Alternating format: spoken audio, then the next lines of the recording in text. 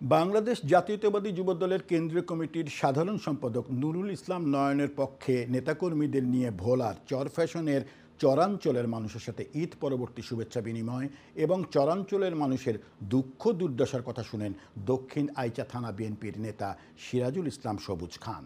দিনব্যাপী উপজেলার দক্ষিণ আইচা থানাধীন বিচ্ছিন্ন দ্বীপ, ঢালচর, চর কালকিনি, চর নিজামের বিভিন্ন শ্রেণীর পেশার মানুষের সাথে ঈদ পরবর্তী শুভেচ্ছা বিনিময় ও তাদের খোঁজ খবর নেন দক্ষিণ আইচা থানা বিএনপির নেতা সিরাজুল ইসলাম সবুজ খান ও তার নেতাকর্মীরা।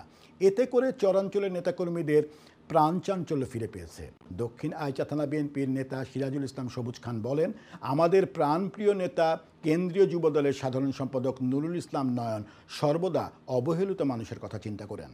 তিনি অবহেলিত বঞ্চিত মানুষের পাশে দাঁড়াতে থাকতে এবং নেতাকর্মীদেরকে নির্দেশ দেন। কেন্দ্রীয় যুব দলের সাধারণ সম্পাদক নুরুল ইসলাম নয়নের পক্ষ থেকে আপনাদের সবাইকে জানাই ঈদ উল ফিতরের শুভেচ্ছা।